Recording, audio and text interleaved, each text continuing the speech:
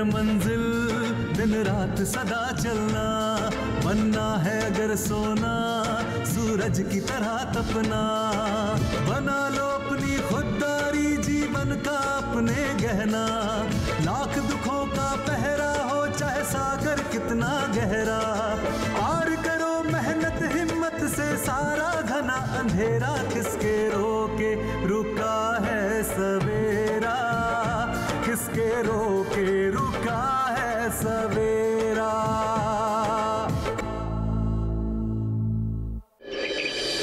मैं विशाल भारतवर्ष का एक गांव, आजादी के बाद से अब मैं धीरे धीरे 68 साल का हो गया हूँ। इतने वर्षों में मैंने कई सावन देखे हैं, होली, दिवाली, तीज, त्योहार। हर साल आजादी की झांकियां भी देखता आ रहा हूँ। भारतवर्ष का इतने सालों का सफर, पहले इंडिया, फिर शाइनिंग इंडिया और अब डिजिटल इंडिया। आपको क्या लगता है मैं भी इस डिजिटल इंडिया का एक हिस्सा हूं? नहीं ना? मुझे भी यही लगता है। क्या नहीं है मेरे पास? हरे भरे खेत, खूबसूरत जंगल, पहाड़, कल कल करती नदी, ताजी हवा, एक माँ की तरह मेरी कोख में पलने वाले हर बच्चे को मैंने अन्न दिया, पानी दिया, शिक्षा दी। लेकिन शिक्षित होकर जो एक बार मुझे छोड़कर गया, फिर से उसने पलट कर कभी मेरी तरफ नहीं देखा। और जो यहाँ हैं, उन्हें मेरी परवाह ही नहीं है। खैर, कोई बात नहीं। वो कहते हैं ना, हर रात के बाद एक सुबह आती है। मुझे भी उम्मीद की एक किरण फिर से दिख रही है। सुना है कि आजकल सांसद भी गांवों को गोद लेने लगे हैं, लेकिन इस मामले में भी मैं उतना सौभाग्यशाली नहीं था। ऐसा भी नहीं है कि डेवलपमेंट मेरे पास तक नहीं आ रहा है। 3G, 4G का टावर बगल वाले गांव में लग रहा है। थोड़ा बहुत नेटवर्क तो मुझे भी मिल ही जाएगा। ये बातें मैं आपको यूं ही नहीं बता रहा हूं। सच में मैं बहुत अनोखा हूं। यकीन नहीं आता ना? तो आइए आपको करीब से दिखाता हूं।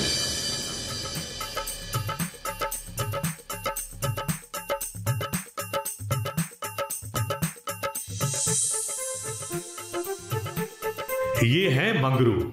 ऐसा नहीं है कि इनके घर में शौचालय नहीं है, लेकिन ये कहते हैं कि शौचालय में प्रेशर ही नहीं बनता है। ये है रमा चाची। लोग इन्हें सफाई चाची भी कहते हैं। पता है क्यों? क्योंकि ये अपने घर को बहुत साफ सुथरा रखती हैं। केवल अपने घर को। चाची का है? तोरे बाप की जगह है का? अरे ना चाची, हम तो बस नमस्ते कह रहे थे। तो ऐसा बोलो ना, नमस्ते। ये है सूबेदार सिंह। गांव में इनकी बहादुरी के कई किस्से हैं, लेकिन बेचारे अभी तक कुंवारे हैं। इनके मजबूत सीने में एक नन्हा सा दिल भी है, जो कभी कभी खास मौकों पर धड़क जाया करता है।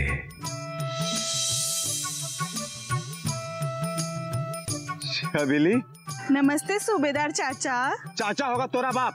अरे बाप रे, आइए आगे चलते हैं। किसी जमाने में बड़े मशहूर थे ये। इनके बनाए औजार आसपास के कई जिलों तक मशहूर थे। इस भट्टी की आग कभी बुझती नहीं थी, लेकिन बदलते वक्त के साथ इनकी जगह टाटा ने ले ली। अरे आप यहाँ किससे बात कर रहे हो? गांव में झगड़ा हो रहा है, चलो। हम चक्रोट नहीं बनने देंगे।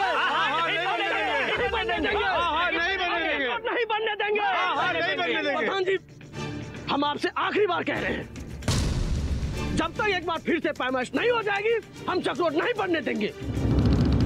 बार बार पैमाइश कराने से जमीन घटबढ़ थोड़ी जाएगी। पहले भी 3 बार पैमाइश हो चुकी है। देखिए भाइयों, आप बात समझने की कोशिश कीजिए। सरकार से जो फंड आया है उसका लाभ उठाइए। इस तरह से हर काम में रोक टोक लगाएंगे तो सरकारी फंड वापस तो जाएगा ही। हम इस विकास के कार्य से भी वंचित रह जाएंगे। वाह प्रधान जी वाह। अरे विकास का मतलब ये थोड़े होता है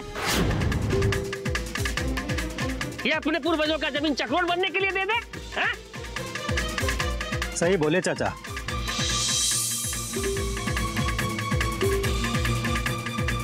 पूर्वजों की 10 बीघा जमीन भले बिना खेती के पड़ी रहे, लेकिन गांव के विकास के लिए 2 बित्ता जमीन नहीं देंगे आप तो।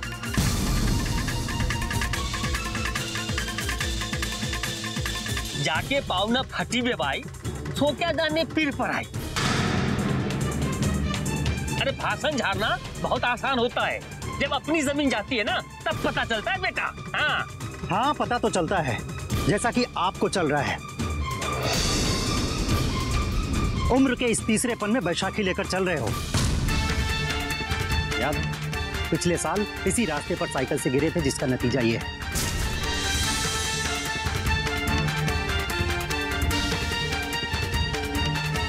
अगर पिछले साल चक्रोट बनने दिया होता तो शायद ये दिन नहीं देखना पड़ता आपको।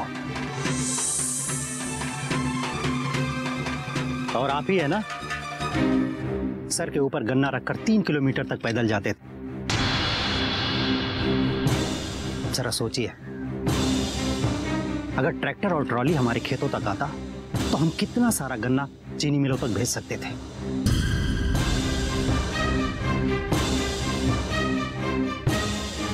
ये संतोष, इसका पहला बच्चा डिलीवरी के समय मर गया, क्योंकि हमारे गांव में एम्बुलेंस आने का रास्ता नहीं था, इसलिए हम समय पर उसको अस्पताल नहीं पहुंचा पाए।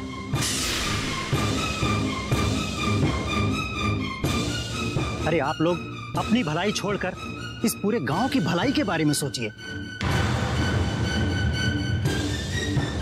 एकदम सही कह रहे हो धीरज बबुआ। इस चक्रोट के बनने के बाद गांव में आना जाना कितना आसान हो जाएगा। रामलाल भाई, अपनी तरह गांव के 2-4 लोगों का और पैर तोड़वाना है का? प्रधान जी, आप काम करवाइए, हम देखते हैं कौन काम रुकवाता है यहाँ पे।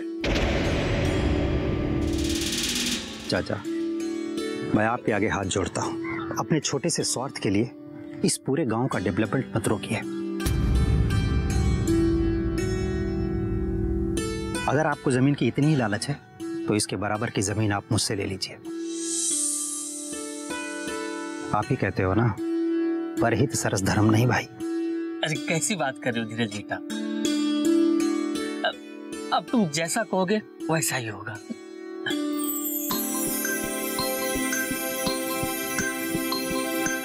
अरे प्रधान जी, शुभ काम में देरी क्यों, काम शुरू करवाइए।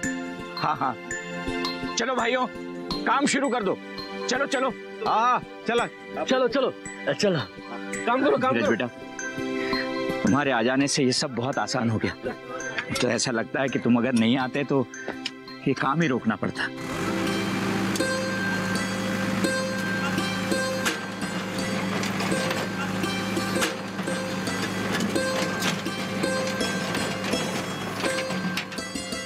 एकदम अपने पिताजी के पद चिन्हों पर चल रहे हो बेटा।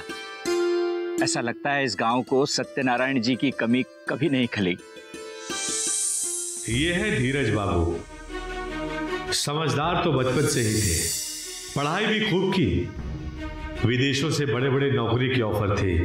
वो क्या कहते हैं 10 लाख 20 लाख सालाना के पैकेज, लेकिन इनके मन में अपने पिता के दिए हुए संस्कार और अपनी धरती माँ के प्रति लगाव कुछ इस तरह से बस गया कि सब कुछ छोड़कर वापस आ गए, अपने लिए ही नहीं पूरे गांव के भले के लिए। अरे फिर आप आ गए, अब स्कूल में झगड़ा हो रहा है, जाओ। ये आखिरी वार्निंग है प्रिंसिपल साहब, मैं आपको बता दे रही हूँ कि अगर कल से आप समय पे नहीं आए ना तो बात बहुत ऊपर तक चली जाएगी।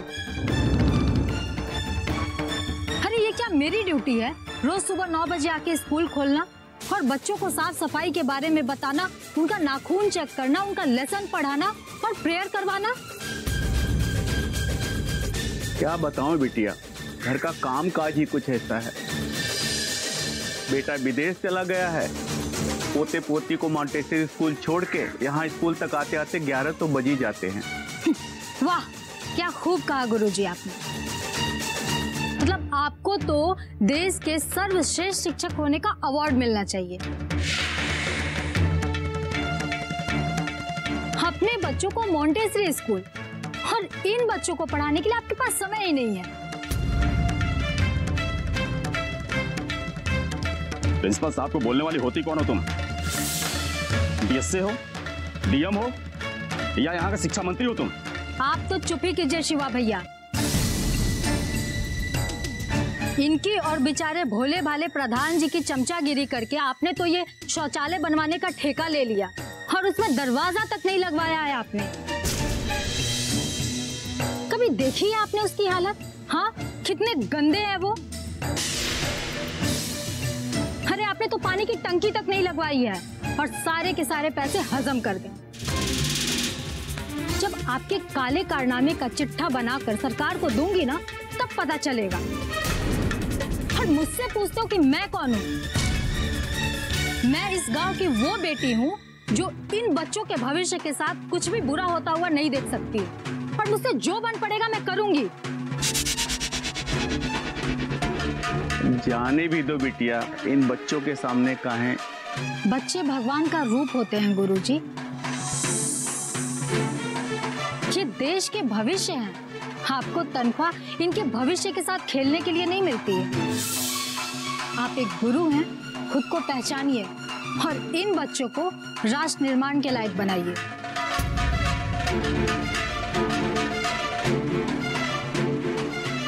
बड़ी खुशी होती है जब मैं इस तरह की अपनी होनहार बेटियों को देखता हूँ। किरण नाम है इसका। बचपन से ही माता पिता का साया इसके सर से उठ गया। लेकिन कहते हैं ना, प्रतिभा किसी चीज की मोहताज नहीं होती। पहले खुद को बनाया और अब मेरी नई पीढ़ी के प्रति कितनी सजग है ये। तुमने इतना पढ़ लिख कर क्या कर लिया? तुम्हारी डिग्रियों के पीछे घर का सारा पैसा लग गया, और जब कमाने की बात आई तो बाप के आदर्श याद आ गए। तेरे बाबूजी तो मुझे शहर दिखाने का सपना दिखाकर खुद सपना हो गए। कम से कम तू तो कमा धुमा कर मेरे सारे सपने पूरे करेगा ना?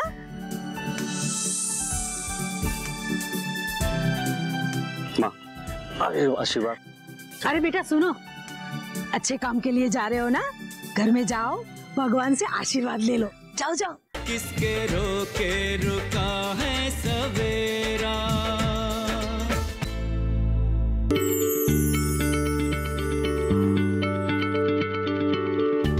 क्या आप किसी बीमारी से परेशान हैं?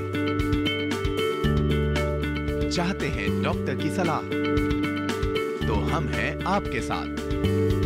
बताएंगे आपको जीने की राह। समस्याएं आपकी, समाधान देश के मशहूर विशेषज्ञों के। घर बैठे बात करें देश के जाने माने डॉक्टरों से। हमारे लाइव प्रोग्राम स्वस्थ किसान में हर शनिवार शाम 6 बजे से 7 बजे तक। किसके रोके रुका है सवेरा।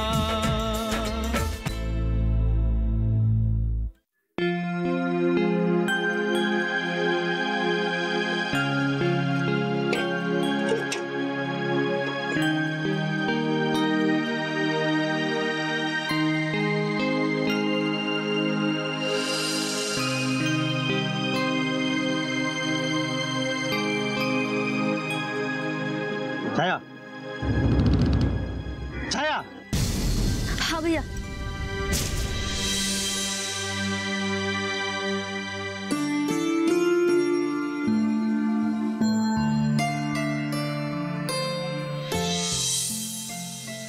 भैया, आप तो जानते हैं ना, जब तक आप नहीं कहेंगे तब तक मैं मुंबई नहीं जाऊंगा। सूरज, तुम शहर जाकर करोगे भी क्या? बचपन से लेकर आज तक कभी अकेले रहे हो? मुंबई में तरह तरह के लोग होते हैं, वहां कैसे एडजस्ट कर पाओगे? इस गांव में भगवान का दिया हुआ सब कुछ है अपने पास। और वैसे भी बाबूजी का तो यही सपना था ना कि हम दोनों भाई मिलकर अपने पुरखों की मिट्टी को अपनी मेहनत से सोना बनाएं। हमारे नए तरीके की खेती करने से गांव वालों पर भी इसका असर पड़ेगा। इसमें हमारा भला तो होगा ही, हम गांव वालों को भी खेती के बारे में नई नई तकनीकें बताते रहेंगे। और ये बाढ़ और सूखा से फसल को बचाने के लिए कौन सी तकनीक निकालेंगे आप? देखो भैया, मुझे बहुत बड़ा आदमी बनना है, और वैसे भी गांव में रखा क्या है, खेत में जाओ तो कीचड़ लग जाता है और पूरे गांव से तो गोबर की बदबू आती रहती। हाँ भैया, मुझे भी आती है। तू चुप कर। ये मोबाइल तुझे दिन भर खिटिर पिटिर करने के लिए नहीं दिया है, पढ़ाई में तुझे हेल्प मिले इसके लिए दिया है। शहर में पढ़ाई का यह मतलब नहीं होता कि कोई अपने कल्चर से दूर चला जाए। जाओ जाओ, जाके पढ़ाई करो। इस साल ग्रेजुएशन में एडमिशन लिया है ना, चलो जाओ जाओ।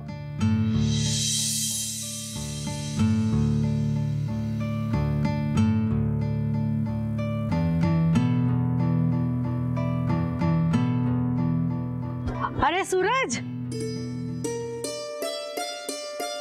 सूरज बेटा, मैंने तुम्हारे लिए पूरी और करेले की कलौंजी बनाई है और इसमें गुड़ भी रख दिया है। हाँ, इसे अपने बैग में रख देना। ठीक है। और सुनो, ट्रेन में इसे ही खाना।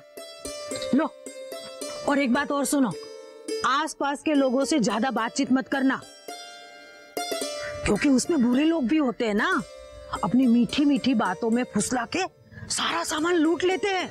ध्यान रखना। ठीक है माँ। माँ इसे रोकने के बजाय इतनी दूर भेज रही हो, क्या करेगा जाकर वहां? ये पढ़ाई लिखाई में तो मन लगा नहीं इसका, ऊपर से दहेज की लालच में बिना मुझे बताए इसकी शादी करवा दी। अरे मैं दिल्ली पढ़ाई करने गया था, कोई विदेश नहीं। तो क्या करती? तुम्हारी तरह इसे भी कुंवारा बिठाए रखती। पढ़ाई छोड़ने पर कौन देता इसे अपनी बेटी?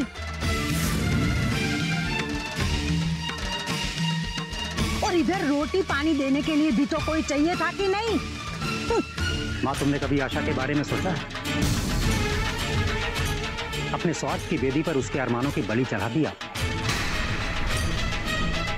और पति भी ऐसा जो सीधे मुंह बात नहीं करता। अरे छाया की उम्र की है, दिन भर घूंघट में रखती हो। सूरज का पढ़ाई लिखाई में मन नहीं लगा, कम से कम उसकी पत्नी को तो पढ़ा लिखा कर कुछ बना सकती हो। अच्छा, एक बात बताओ, तुमने इतना पढ़ लिख कर क्या कर लिया? तुम्हारी डिग्रियों के पीछे घर का सारा पैसा लग गया, और जब कमाने की बात आई तो बाप के आदर्श याद आ गए। वाह भाई वाह। सौतेला नहीं, तू मेरा अपना बेटा है।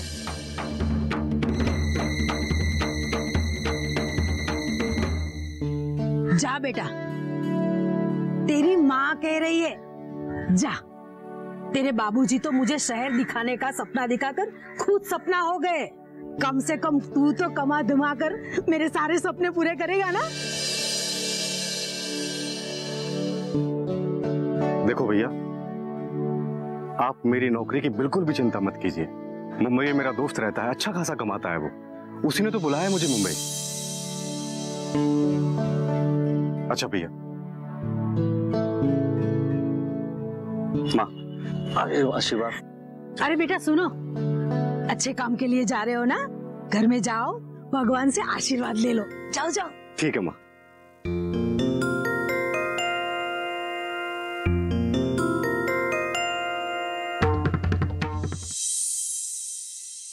अरे वाह, बहुरिया की तो बहुत तरफदारी हो रही है, और यहाँ माँ कुछ बोल रही है, उसकी तो कोनो इज्जत ही नहीं। माँ तुम भी ना। ठीक है, अब मैं कुछ नहीं बोलूंगा। और तुम घूंघट उठा के जेठ के सामने आने में तुझे लाज नहीं आ रहा है? धीरज भैया, मनसुख ने जहर खा लिया और वो मर गया। क्या? किसके रोके रुका है सवेरा।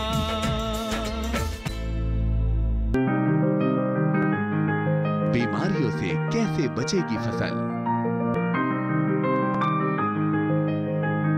मवेशियों की मुश्किलों का क्या है हल? कहां से लाएं बीज, कितनी लगेगी खाद? किसानों के हर फोन का विशेषज्ञ देंगे जवाब। देखिए हेलो किसान लाइव सोमवार से शुक्रवार शाम 6 बजे। किसके रोके रुका है सवेरा।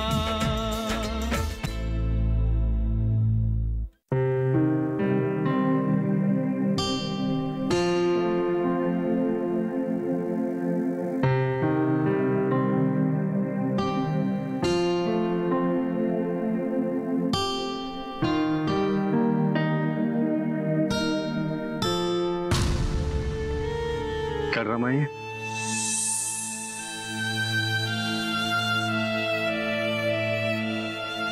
आप हमसे बिना मिले जा रहे हैं कि हमारा इतना भी अधिकार नहीं है।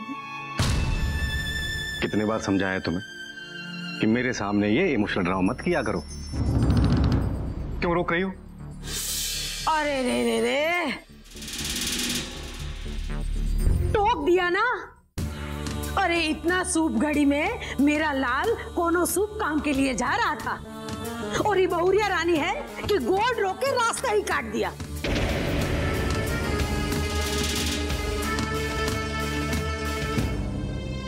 हे भगवान, पता नहीं अब क्या होगा मेरे लाल के साथ। माँ, इसमें अपशगुन क्या है? अरे तू तो चुप ही रहे। ना जाने मोबाइल में क्या खिटर पिटर करने लगी है, बस बड़का लोगों के बीच में बोल रही है। अरे कल ब्याह के दूसरे के घर जाएगी ना, तब पता चलेगा सगुन अपशगुन क्या होता है। माँ, कहाँ की बात कहाँ लेके जा रही हो? छाया सही तो कह रही है, इसमें अपशगुन वाली कौन सी बात है? अरे बेटा, तू तो कुछ बोली मत। पढ़ाई लिखाई के चक्कर में तू तो हमेशा बाहर रहा है। गांव के रीति रिवाज के बारे में तुम क्या जानो? और तू, तेरी माँ ने कुछ सीखा पढ़ा के भेजा है कि नहीं? पता है ना, जब कोई बाहर जाता है तो टोकते नहीं उसे। माँ, आशा सूरज की पत्नी है, हक है उसका उस पर। और वैसे भी इतनी दूर जा रहा है, पता नहीं कब आएगा, तो बस। अरे वाह, बहुरिया की तो बहुत तरफदारी हो रही है। और यहाँ माँ कुछ बोल रही है, उसकी तो कोनो इज्जत ही नहीं। माँ, तुम भी ना। ठीक है, अब मैं कुछ नहीं बोलूंगा। और तुम घूंघट उठा के जेठ के सामने आने में तुझे लाज नहीं आ रहा है?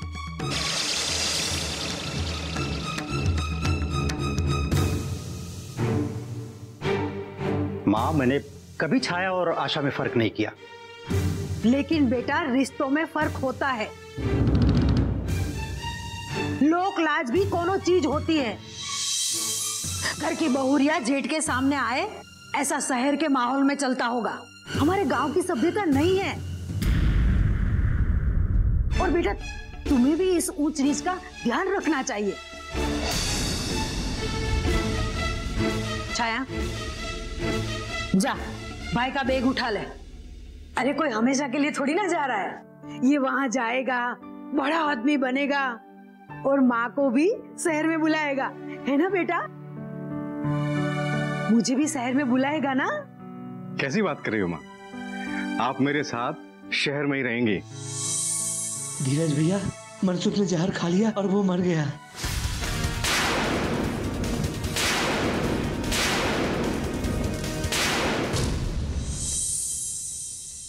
अब सोच लीजिए चाचा, वो आपको कैसे क्या करना है? हमारा पैसा वापस करना है या फिर चाहे इसके लिए गांव में किसी की जान चली जाए? पैसों के लिए तुम इतने गिर गए हो शिवा? क्या बक रहे हो तुम? मैंने थोड़ी बोला किसी को जाकर आत्महत्या करने के लिए। जानता हूं, मनसुख चाचा ने आत्महत्या कर ली है।